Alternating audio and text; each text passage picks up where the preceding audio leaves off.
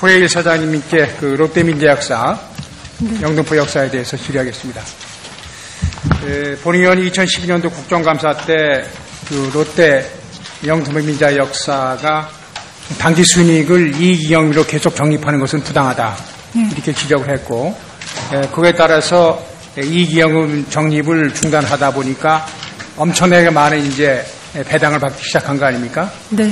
그래서 2012년도 지정하는 해만 해도 515억의 배당을 받았고, 현재까지는 한 1,015억 원 정도를 배당받는 것을 알고 있습니다.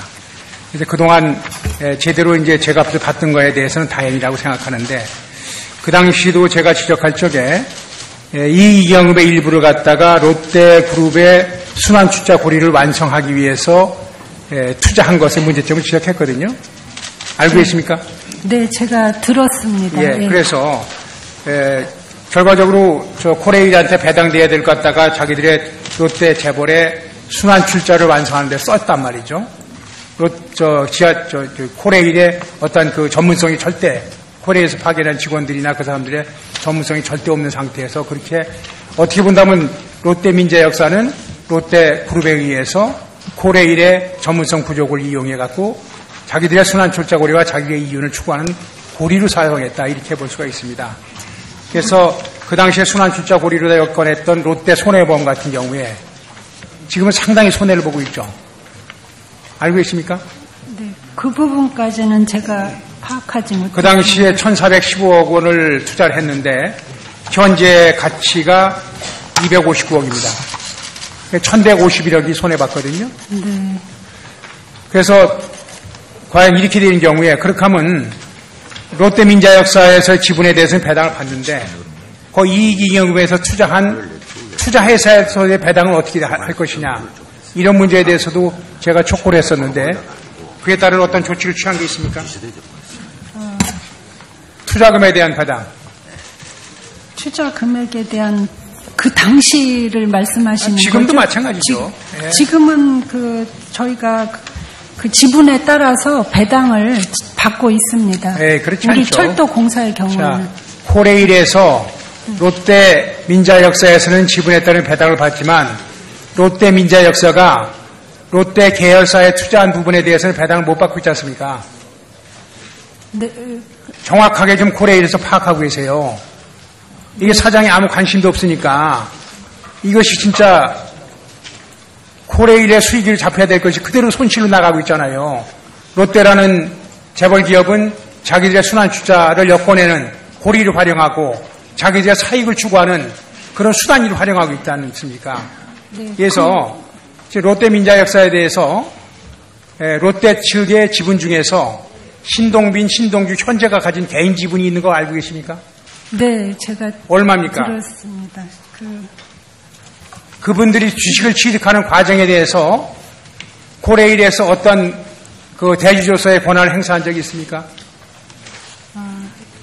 의원님, 더군다나 그 당시의 상황에 대해서 제가 다시 한번 정확하게 정리를 지금 보이겠습니다. 롯데 문제가 우리 사회에서 가장 큰 문제 중에 하나로 나왔기 때문에 좀 정확하게 파악하고 계세요. 네, 정확하게 다시 한번 파악해 보겠습니다. 신동빈, 신동주 형제가 지분을 취득해서 할 적에 15억 7천만 원을 가지고 지분을 취득했습니다. 네. 롯데 재과로도 하고 또 증자를 그 당시에 했는데 증자할 적에 코레일에서 같이 증자에 참여했다면 네. 코레일의 지분을 그대로 유지할 수 있었는데 그때 또 증자에 참여하지 않음으로 인해 갖고 코레일의 지분이 축소돼 가지고 롯데민자역사에 대한 어떤 그 발언권이 축소됐단 말이죠.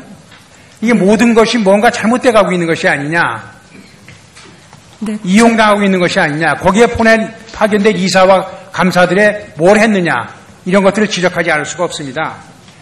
네, 더군다나 지금까지 보면은 신동주, 신동빈 형제가 15억 7천만 원을 투자해서 현재까지 배당받은 25년간 배당받은 금액이 얼마인지 아십니까? 836억입니다. 15억 투자해서. 만약에 누구든지 이렇게 개인이 투자할 수가 있다면은 그 당시에 누구든지 했을 거 아닙니까? 코레일 사장님도 개인 투자할 수 했으면 더 좋았을 걸.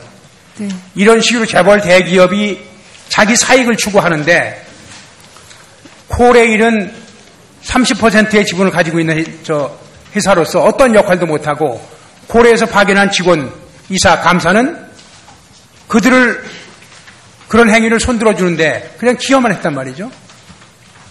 그럼 과연 코레일은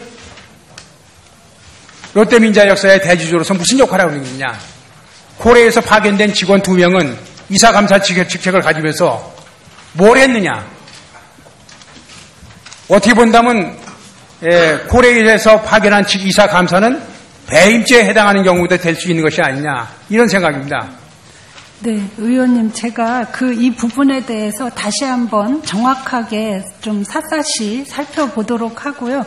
의원님 말씀하신 대로 우리 코레일이 추천한 이사와 감사가 당시에 어떤 역할을 했는지 뭐 역할이 부족한 점이 있었는지 지금 파견 나간 이사, 감사도 마찬가지입니다. 네. 기업 경영에 대해서 뭘 알고서 가신 건지 네. 얼마나 교육을 시켜서 보냈는지 저희가 철저하게 점검해 보시고 네, 또 한 가지는 이제 2017년이면 기간이 끝나지 않습니까? 네.